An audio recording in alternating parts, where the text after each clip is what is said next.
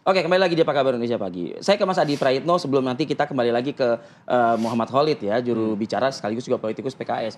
Mas Adi, tadi saya sempat ingin menyampaikan tapi sepertinya sudah membaca apa yang ingin saya sampaikan ke Mas Khalid. Tapi sebetulnya konstruksinya begini, kalau saya membayangkan menjiwai Pak Anies Baswedan, mungkin berpikir gini, ini PKS ini serius nggak sih ngasih tugas ke saya untuk melengkapi 4 kursi yang tersisa? Karena apa? Wakil saya udah di lock sama PKS. Nah saya harus gerilya misalnya ke PDIP, Nasdem, PKB, saya jualannya apa? Yang paling enak kan jualannya itu kan siapa yang mau menjadi pendamping hidup saya 5 tahun ke depan di Jakarta. Itu paling enak. Nah, Anda bagaimana menyikapi hal ini? Saya kira PKS rasional kalau harus mengevaluasi dan mengedit dukungan politiknya ke Anies Baswedan. Rasional? Sangat rasional. Anies Baswedan sudah merasa rumahnya di PKS loh. Masalahnya, Anies ini dianggap tidak terlampau memperjuangkan keinginan PKS. PKS hanya ingin Sohibul Iman bisa berlawan dengan Anies. Anies tinggal yakinkan partai politik yang lain yang katanya memberikan dukungan ke Anies untuk bisa menduetkan antara Anies dan Sohibul Iman. Itu yang prinsip. Makanya ada upaya untuk meninjau dukungan ke Anies itu misalnya ke Kim. Tinggal diuji apakah kalau PKS ke Kim dapat wakil tentu yang menjadi utama dari PKS adalah Sohibul Iman atau kadernya yang lain bisa berlayar. Tapi kalau gabung ke Kim, wakilnya bukan PKS, tapi PKS ada di Kim, berarti bukan kader yang diinginkan oleh PKS. Tapi ada tujuan-tujuan lain, menjadi bagian dari koalisi Prabowo, Gibran. Untuk 5 tahun yang akan datang. Tapi per hari ini saya membaca bahwa PKS itu sebenarnya cinta matinya kepada Anies. Cuman Anies kalau mau berlayar wajib hukumnya ada Sohibul Iman, ada kader PKS di situ. Tanpa itu maka PKS mencoba untuk membangun komunikasi dengan yang lain. Dan Anda melihat Anies tidak memperjuangkan itu atau bagaimana? Kelihatannya tidak memperjuangkan karena Anies merasa bahwa PKS itu bisa dikonsolidasikan. PKS itu sudah di tangan. Jadi PKS ini kalaupun toh mau bermanuver tidak akan mungkin pindah ke lain hati. Saya justru membaca Anies ini agak kaget dan mungkin sedikit menyesal dengan apa yang dilakukan oleh PKS. Kenapa menyelesai? Apapun judulnya, PKS ini adalah cinta setianya Anies Baswedan. Itu yang saya maksud. Itu dari dulu. Maka itu kaget tadi itu ya? Kaget loh, kok ini cinta setia, cinta tulusnya tiba-tiba mengevaluasi dukungan.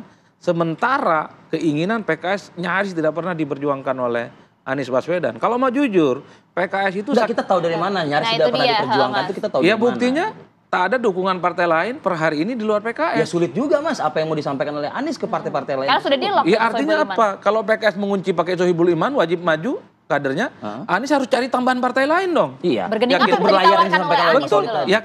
yakinkan Nasdem, yakinkan PKB, yakinkan PDIP mungkin bahwa Anies layak diusung mereka sebagai calon gubernur. Jadi Anies itu harus diwarnai warna politiknya. Anies mewarnai Nasdem, kalau Nasdem tidak mau, Anies bisa tidak diklaim sebagai bagian dari PKB sehingga wakilnya yang dikunci oleh PKS ini berlayar. Ini yang saya kira memang harus dihitung juga oleh Pak Anies Baswedan itu. Artinya apa? Ini yang saya kira kalau kita iris satu persatu, luka hati politik PKS ini sebenarnya sudah mulai kelihatan satu. Ketika Sandi maju sebagai calon wakil presiden, jatah wakil gubernur Jakarta mestinya PKS. Tapi Anies tidak memperjuangkan itu.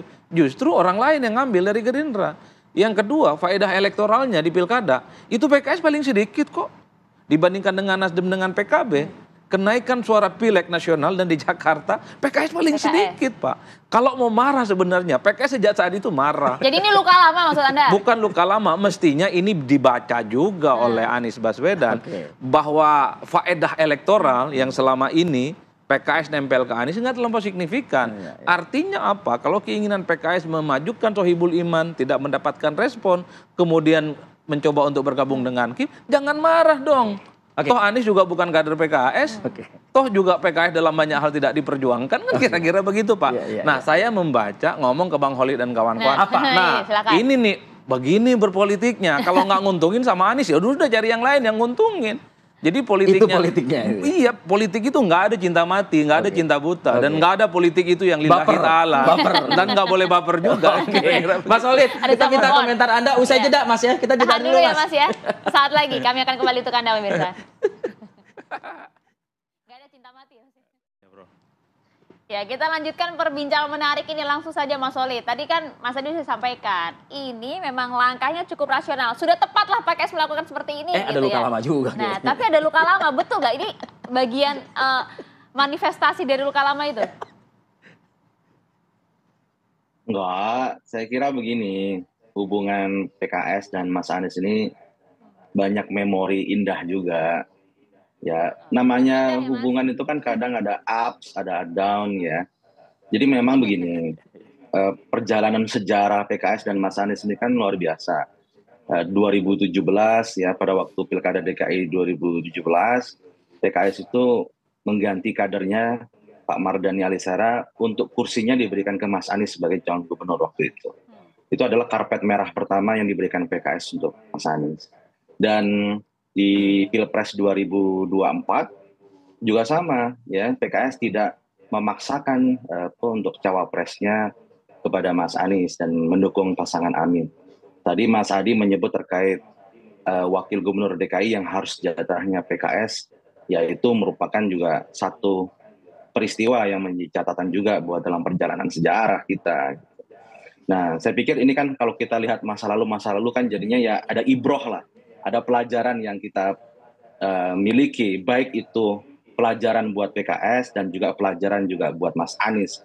Tentu kita berpikirnya kan bukan masalah ini kepentingan PKS, ini kepentingan Mas Anies, tapi bagaimana untuk warga Jakarta ke depan. Dan untuk pilkada saat ini yang Jakarta, sebenarnya PKS juga memberikan karpet merah buat Mas Anies. PKS itu satu-satunya partai yang pertama kali mengeluarkan surat rekomendasi. PKS satu-satunya partai yang pertama kali secara terbuka bukan hanya mengeluarkan surat rekomendasi, tapi dideklarasikan secara resmi oleh Presiden PKS secara langsung. Dan Presiden PKS secara aktif turun gunung melobi partai-partai yang lainnya untuk bisa mendukung pasangan Anies Sohibul Iman. Saya kira kita tentu harus lebih bijaksana dan dewasa dalam berpolitik.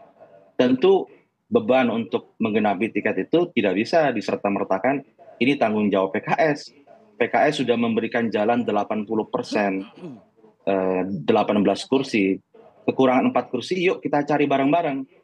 Mas Anies sebagai kandidat juga harus menggenapi itu.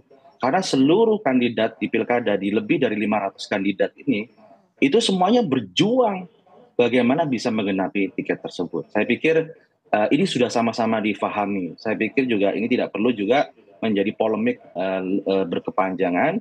Kita mencari way out, solusi yang terbaik lah buat warga Jakarta. Baik, Mas Solid, Mas Adi, kalau politisi memang gini, halus ngomongnya. Lah ini kalau analis nih yang betul nggak Mas? Kalau kemudian dibaca dari pernyataan Mas Solid tadi ya memang sudah berusaha cukup maksimal untuk Anies, memberikan berbagai karpet merah untuk Anies.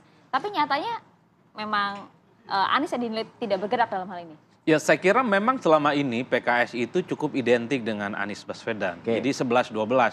Anies ya PKS, PKS ya Anies. Jadi yang bisa mengkapitalisasi pesona Anies Baswedan saat itu adalah PKS memang. Itu nggak bisa dibantah.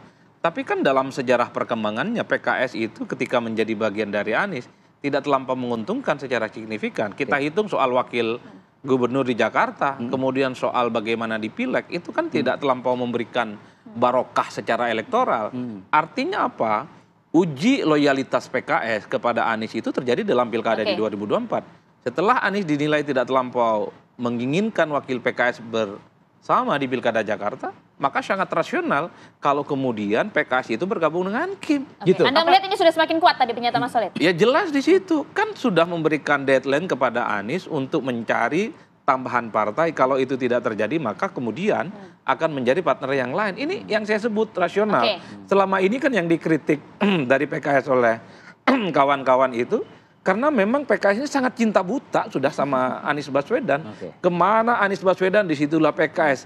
Sekalipun PKS dirugikan disitulah PKS berlabuh. Ini yang kemudian dikritik, ini bukan partai politik. Ini adalah jalan menuju surga kalau begini ceritanya. Nah PKS ini sejak 2024 sudah mengkalkulasi bahwa politik itu untung dan rugi. Kalau Anies nggak nguntungin pindah dong ke tempat yang lain. Tapi kalau hitung-hitungan kursi juga kayaknya lebih banyak benefitnya ke bergabung dengan Kim ya daripada dengan Anies Baswedan. Betul. PKS kuat di Jakarta itu bukan zamannya Anies. Waktu PKS justru bergabung dengan Prabowo lah suaranya signifikan. Signifikan kursinya itu. Di Jakarta ketika PKS di 2019 kita kan tahu dia 16. Ketika di 2024 cuma nambah 2, 18. Enggak untung-untung amat gitu. Mas Solid singkat Mas Solid. Satu menit. Kapan kemudian akan mendeklarasikan gabung nih ke Kim? Ya, hasil musyawarah Majelis Syuro kemarin mengamanatkan untuk membangun komunikasi ke seluruh pihak, termasuk juga ke koalisi Indonesia Maju. Saya pikir ini adalah tahapan masih awal untuk kita berbicara terkait keputusan. Ya, kita masih membuka opsi kedua untuk mendalami, mengeksplorasi, menjalin hubungan komunikasi yang baik. Mungkin itu saja. Oke, baik. Untuk saat ini itu saja dulu ya, Mas Saat Khalid. ini, berarti nanti akan ada lagi Mas Khalid, kita pantau juga ya. Makasih banyak. Mas Muhammad Khalid, terima kasih Mas ya. Khalid.